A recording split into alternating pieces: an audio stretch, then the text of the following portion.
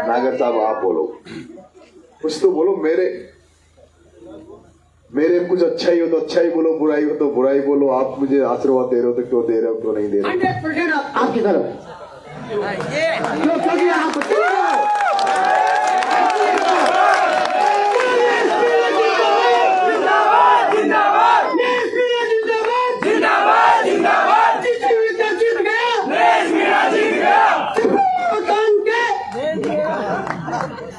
आप गरीबों का साथ देते हैं, इसलिए आप जीतेंगे। हमको 12 महीने जेल से होंगे जब से ये उपचुनाव हो रहा था, जब से हम देख रहे थे आपको, जहाँ जेल में था, जहाँ क्रांति आजादी खाई थी, जहाँ सब कुछ आपको क्या था, वो आपको में विरोध देखता था। इसीलिए आप जिंदाबाद हुए रहेगा। नरेश मीणा जिंदाबाद, नरेश मीणा जिंदाबाद, नरेश मीणा जिंदाबाद। देखो देखो कौन आया, शेर आया, शेर आया। नरेश तुम संघर्ष करो, हम तुम्हारे साथ हैं। नरेश तुम संघर्ष करो, हम तुम्हारे साथ हैं। रिंजा गांव के सर्व समाज के पिता तुल्य बुजुर्गों, प्यारी माताओं, युवा साथियों, बच्चों, पंडित जी, नागर साहब, यो माँ के गोती बहन को भी गाँव से पता तो होगा आपको। मतलब जो ये जो इस बेल्ट में गोती भाइयों का यही गांव है। माँ घटवासन का घटवासन माता की बोलो, घटवासन मैया की। हमारी कुलदेवी जो है वो नादोती में गुड़ा चंद्र जी पे ढुकती है, तो गोती बहन को गुड़ाया जा, तभी रात मतनी लेट तक जग रहे थे। अच्छा,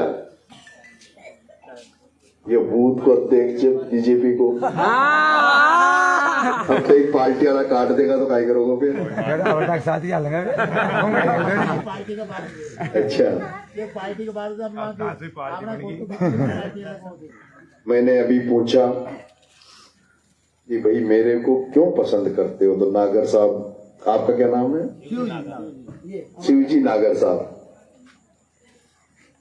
शिवजी नागर साहब ने, और नागर साहब का जो जोश था, जो करंट था, वो नरेश के लिए नहीं था।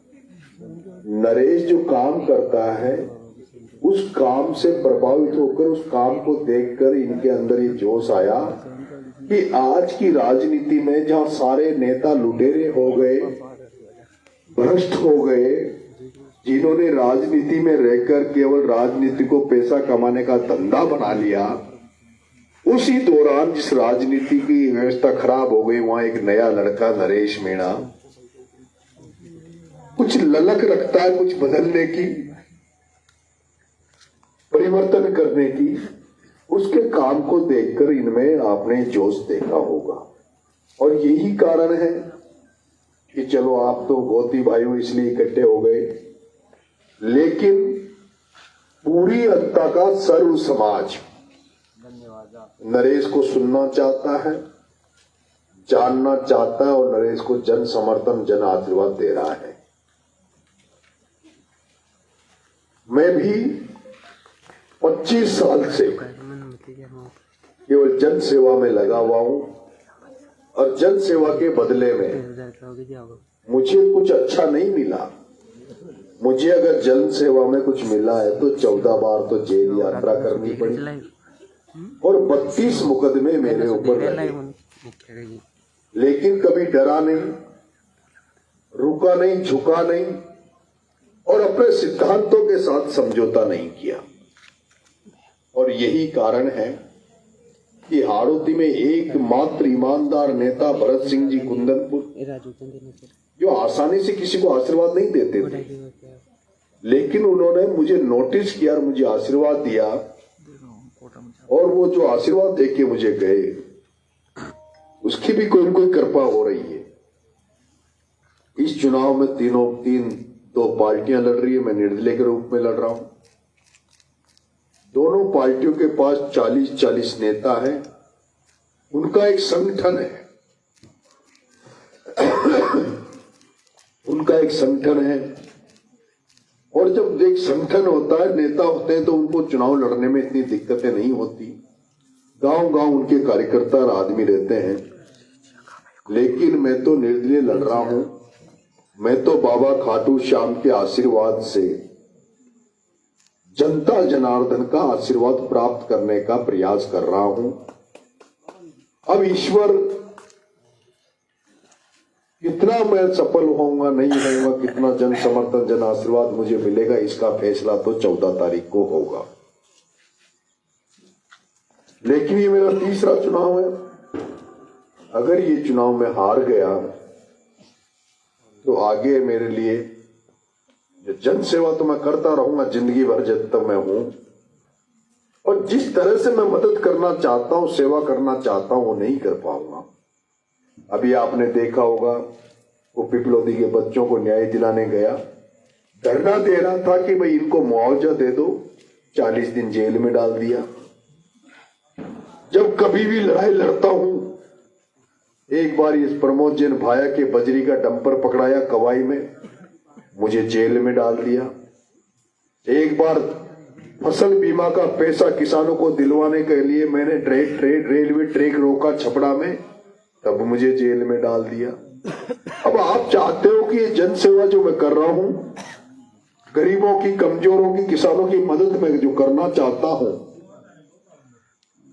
उसमें ये जरूरी हो गया कि विधानसभा या लोकसभा में पहुंचूं। क्योंकि विधानसभा में एमएलए बनने के बाद में पुलिस किसी को अरेस्ट नहीं करती जब तक उसकी सीआईडी जांच नहीं होती, और उसमें समय मिल जाता है। अब अभी मेरा मन व्यथित हो रहा है, मेरा मन कर रहा है, खेतों में पानी भरा हुआ है, सोयाबीन खत्म हो गई, उड़द खत्म हो गए, और धान की पैदावार भी आपकी खत्म हो चुकी, लेकिन कोई भी फसल बीमा के पैसे दिलाने की बात नहीं कर रहा। ये समय जब भी आता है, सर्दियों का समय, तब किसानों को खाद की जरूरत पड़ती है, और इस समय पे आते आते खाद की काला बाजारी के कारण किसानों को 1400 का कट्टा 1800 2000 में मिलता है, और मिलता भी नहीं है, लाइनों में लगना पड़ता है या अटैचमेंट के साथ मिलता है। कई गांव में भी घूमा हूं, किसी गांव में रेत की समस्या है, कुछ ठेकेदार लोग मिलकर मोटा मुनाफा रेत में कमाते हैं, और आम जनता को, गरीबों को रेत बहुत महंगी मिलती है घर परिवार बनाने के लिए, घर दीवार बनाने के लिए। कुछ गांव में कोई डैम बन रहा है, उसमें डूब क्षेत्र में गांव आ रहे हैं, उनकी जमीनें आ रही है, उनकी अपनी समस्या है कि साहब 11 लाख रुपए उधर वालों को 11 लाख, हेलो, उधर वालों को 11 लाख और हमको 5 लाख, तो हम पे भेदभाव क्यों?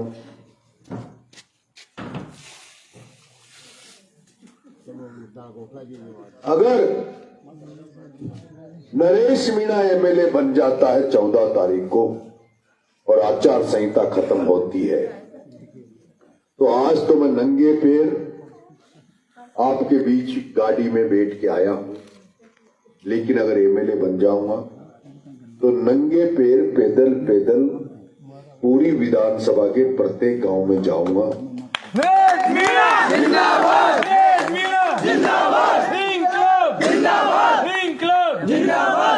प्रत्येक गांव में नंगे पैर पैदल जाऊंगा, और जैसे आज यहां बोल रहा हूं, ऐसे ही आपके गांव में आऊंगा तो यही खाट बिछा लूंगा।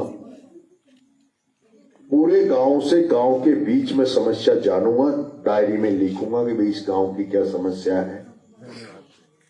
उसके बाद जब पूरी जनता की समस्या इकट्ठी कर लूंगा, और फिर बड़ी समस्याएं जो जिले की है किसानों के फसल बीमा के पैसे को लेकर, उसके बाद गांव से कमेटियां बनाकर हजारों लोगों को लेकर कलेक्ट्रेट पे धरना दूंगा और जब तक आंदोलन करूंगा, जब तक कलेक्ट्रेट पर बैठा रहूंगा, जब तक किसानों को एक एक पैसा फसल बीमा का नहीं मिल जाता।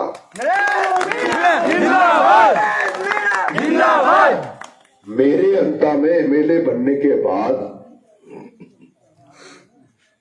अंता में समस्याओं को जड़ से खत्म करने का प्रयास करूंगा। कोई भ्रष्टाचारी कर्मचारी अधिकारी मेरे एमएलए रहते हुए अंता की धरती पे नहीं रहने दूंगा। कोई ईमानदार कर्मचारी अधिकारी है तो उनका स्वागत करेंगे, उनका सम्मान बढ़ाएंगे, लेकिन कोई भ्रष्ट अधिकारी कर्मचारी जो जनता को लूटता है, चाहे उसके लिए फिर से मुझे जेल जाना पड़े या मुकदमा लगे, लेकिन उसका काला मुंह करके और जनता के सामने कह देंगे कि ये चोर है, ये भ्रष्ट अधिकारी है, ये जनता का शोषण करता है। और मुझे लगता है कि जब मैं कुछ कह रहा हूं तो मेरी कही हुई बातों पर आपको विश्वास और भरोसा जरूर होगा, जैसा मेरा पिछला समय पिछला दौर निकला है। एक नहीं है भरोसा है? तो मेरा आपसे नागर साहब, आपसे सरपंच, आप तमाम गांव वालों से सर्व समाज के दंडवत प्रणाम होकर मैं आपके चरणों में आशीर्वाद मांग रहा हूं है। और सामने बीजेपी कांग्रेस के साथ बहुत बड़ी संख्या में नेता है, पार्टी है।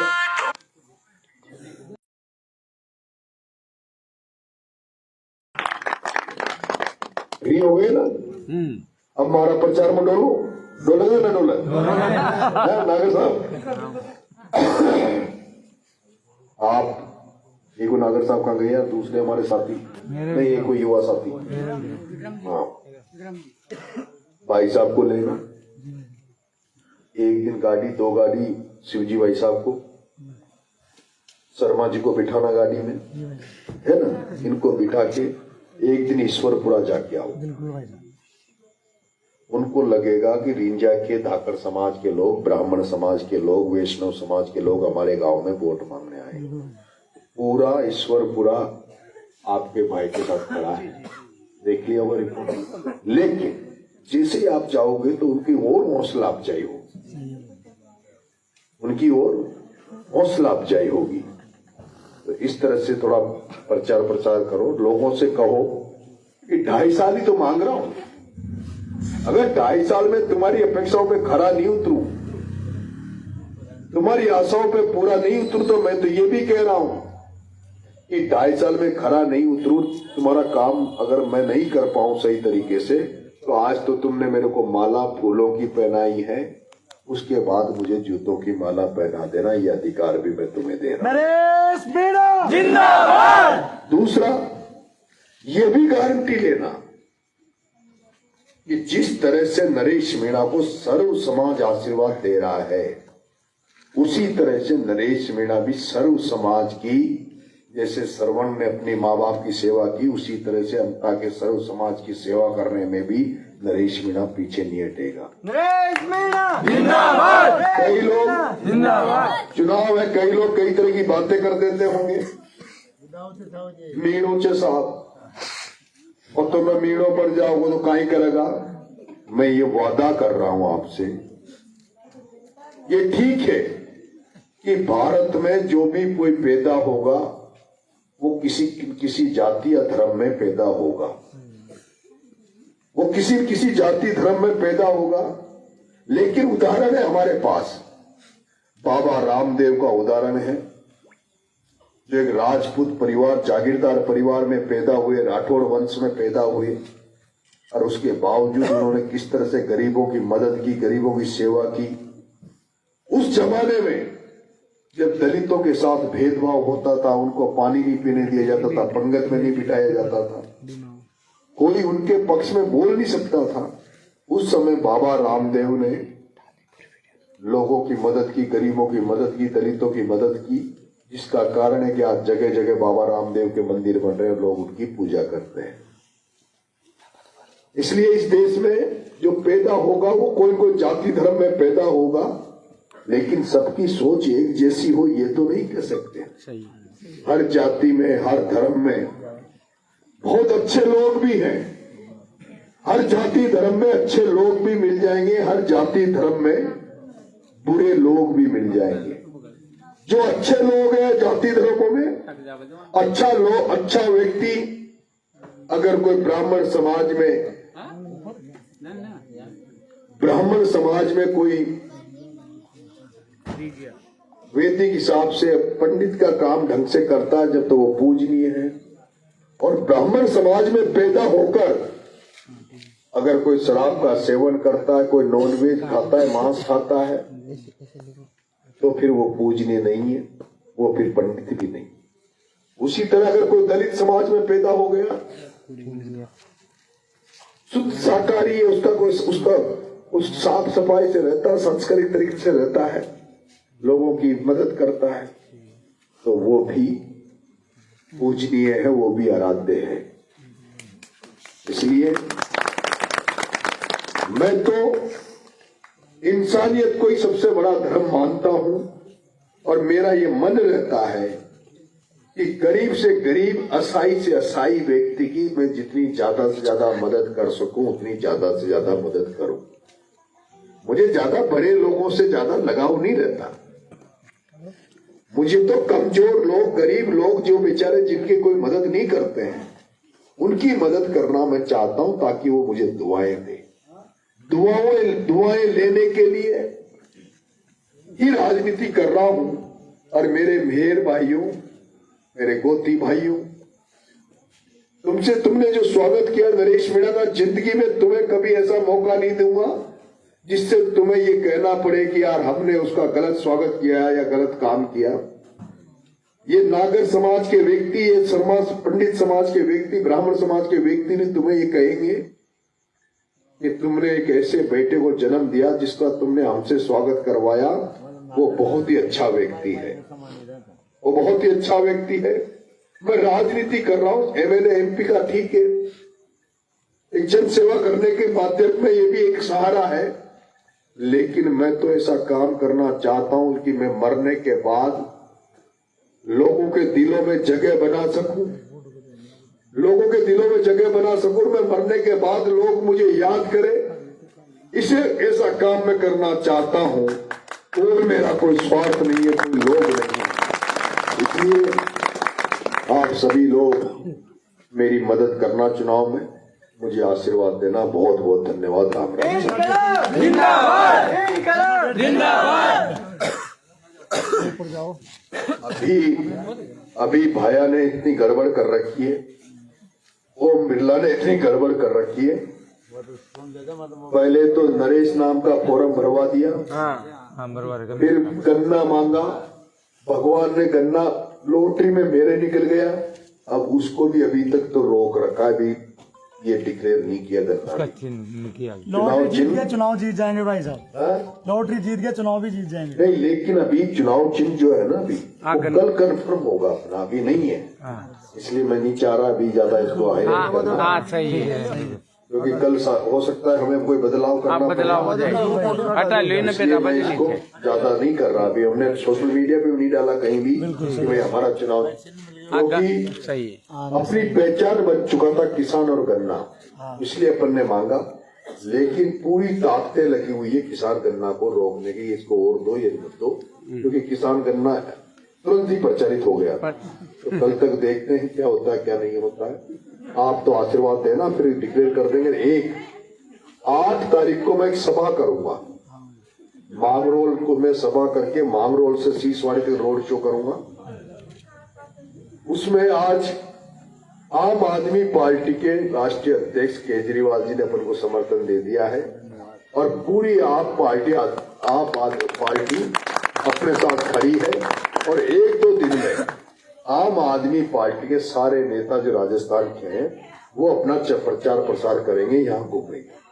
तो जैसे जैसे हम चुनाव की तरफ बढ़ रहे हैं, जन समर्थन और बड़े बड़े लोग अपने साथ आ रहे हैं। देश में 4 ही शंकराचार्य हैं, हिंदू धर्म में 4 शंकराचार्य हैं, जिनमें से एक शंकराचार्य ने मुझे समर्थन दिया है। उन्होंने कैंडिडेट उतारा था, वो वापस कर दिया। उनका समर्थन भी मुझे मिल रहा है और हो सकता है 8 तारीख को वो भी मेरी सभा में अब मुझे आशीर्वाद देने आ जाए। तो इसलिए 8 तारीख का भी ध्यान रखना, अगर सभा होती तो सारे लोग पधारोगे, आ जाओगे खुद ही।